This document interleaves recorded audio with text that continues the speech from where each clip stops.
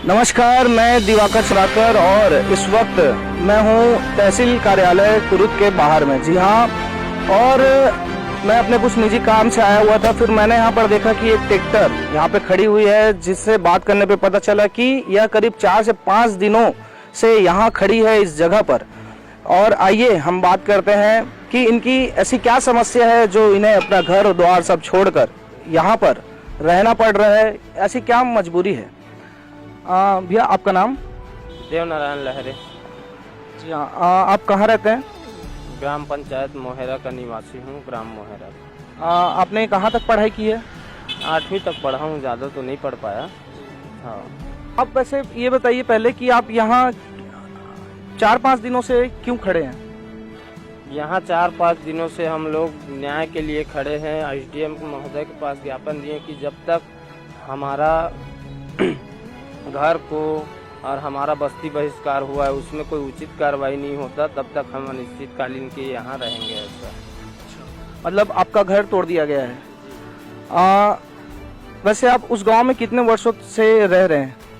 वहाँ मैं 15 साल से रह रहा था, 15 वर्षों से। आपके परिवार में कौन कौन है?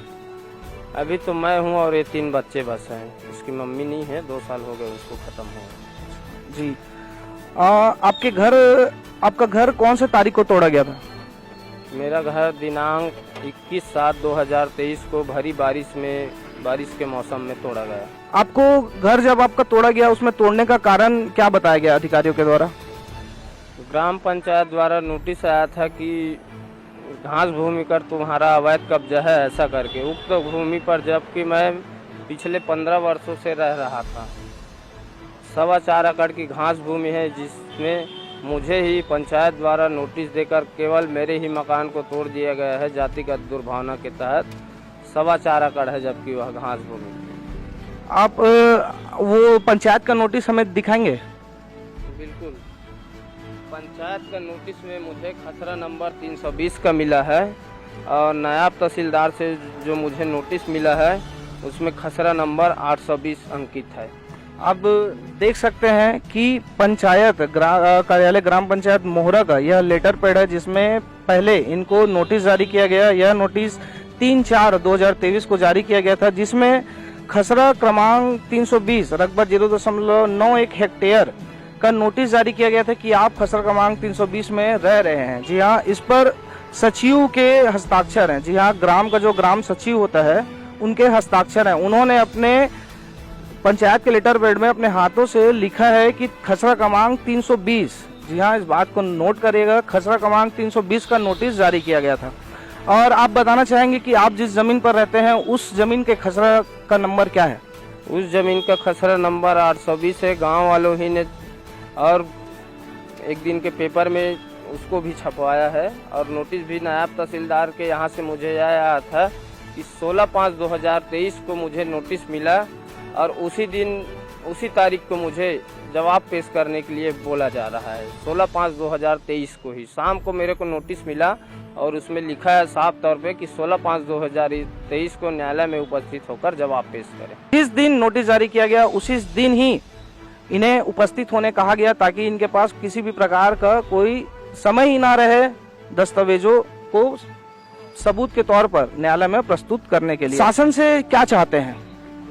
शासन से मैं यही चाहता हूं कि इस मामले में बिना किसी के दबाव के जांच करे।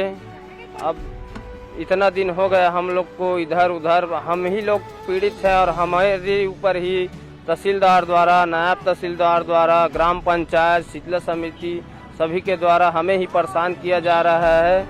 अब मैं शासन से यही मांग करता हूं कि इस पर जल्दी से जल्दी उचित से उचित कार्यवाही करे, अन्यथा मैं आने वाले 1-2 दिन में इच्छा मृत्यु की मांग को लेकर कलेक्ट्रेट में जाऊंगा, कलेक्टर महोदय के समक्ष। जी हाँ, आप देख सकते हैं कि यदि जितने भी सचिव से लेकर नायब तहसीलदार से लेकर तहसीलदार से लेकर गांव का जो ग्राम प्रतिनिधि होता है, सरपंच, जिसके अधिकार में सारी जानकारियां होती है, वे सारे लोगों ने के षड्यंत्र के तहत इनके घरों को तोड़ा गया है। क्योंकि यदि घास भूमि से अतिक्रमण हटाना ही था तो सभी लोगों के वहाँ करीब 7 से 8 लोगों के घरों का अतिक्रमण है उस 4 एकड़ की जमीन पर। उसमें से सभी लोगों को हटाया जाना चाहिए था, किंतु सिर्फ एक ही को टारगेट करके हटाया गया है। इतना ही नहीं, इन्हें गांव से बहिष्कृत किया गया है। जी हाँ, गांव से आपको बहिष्कृत किन किन समितियों के द्वारा किया गया है? गांव से मुझे बहिष्कृत शीतला समिति एवं ग्राम पंचायत के पदाधिकारियों द्वारा किया गया है। घास भूमि पर कब्जा है करके ग्राम शीतला समिति एवं पंचायत के पदाधिकारी मीटिंग करके मेरे रेक पे मेरे खेत को जो आदमी बो रहे थे उन लोगों को मीटिंग बुलाकर यह निर्णय दिया गया कि देवनारायण का खेत कोई नहीं बोएगा। जो भी इसका किसी प्रकार से मदद करेगा गांव में उसके ऊपर भी कार्रवाई करेंगे। ऐसा करके पूरा दबाव बना करके मेरे कृषि भूमि को भी रेक पे बोने से मना कर दिया गया है, जिसके चलते आज वह कृषि भूमि खाली पड़ी है, उसमें फसल नहीं लगा है क्योंकि बोने वाले ही मंजूर नहीं है अब गांव वाले के दबाव के चलते। ग्राम पंचायत ही इन्हें गांव का निवासी न बताकर इन्हें बहिष्कार किया गया है। कहीं ना कहीं इसमें जो वहां के सरपंच है उनके साथ इनकी जाति दुश्मनी जो है वह दिखाई देती है। और हम आपको बताना चाहते हैं कि उस गांव का जो सरपंच है वह बीजेपी, जी हाँ, भारतीय जनता पार्टी के सरपंच है और केंद्र में बीजेपी की सरकार है। केंद्र की योजनाएं हैं हर एक गरीब को मकान देने की, और यहाँ जो बीजेपी के सरपंच है उनके द्वारा अपने ही गांव के लोगों से आवास को छीना जा रहा है। आपने आवास योजना में जब फॉर्म भरा था तो क्या उसमें आपका नाम आया था? हाँ, मैं डाला था आवास योजना के तहत, लेकिन आगे कोई पता नहीं चला है। हाँ, और ग्राम पंचायत के पदाधिकारी मुझे ग्राम बंगोली का निवासी बताते हैं और ग्राम बंगोली में निवासरत है ऐसा करके बताते हैं। तो जब मैं ग्राम बंगोली का निवासी हूँ तो मेरे पास मुहैया का राशन कार्ड, आधार कार्ड, पैन कार्ड, मतदाता परिचय पत्र, वो सारी चीज़ें कैसे पाई जाती है मुहैया? आप सभी जानते हैं कि एक आधार कार्ड को बनाने के लिए भी ग्राम के पंचायत या सचिव का साइन लगता है। एक राशन कार्ड को भी बनाने के लिए सचिव का साइन लगता है। एक किसी भी प्रकार की योजनाओं को यदि हम बनाए, यहाँ तक कि बिजली का बिल अगर मीटर लगाना है हमको तो भी उसकी एनओसी के लिए पंचायत का हमें अनापत्ति प्रमाण पत्र जरूर लगता है।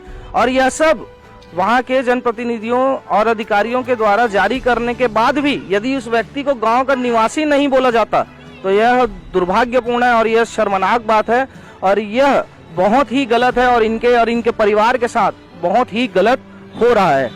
और इनकी बात को मैं अपने चैनल के द्वारा उन बड़े अधिकारियों तक, न्यायाधीश महोदय तक पहुंचाना चाहूंगा ताकि इनको न्याय जल्द से जल्द मिले। इनको रहने के लिए जब तक इनके जांच पूरी नहीं हो जाती या इनकी सुनवाई पूरी नहीं हो जाती तब तक इनके रहने के लिए कहीं पर भी उचित व्यवस्था कराने की कृपा करेंगे।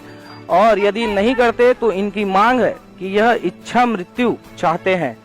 जी हाँ, और आइए अब बच्चों से कुछ बात करते हैं, उनसे पूछते हैं कि वो क्या चाहते हैं। आप लोग क्या चाहते हैं?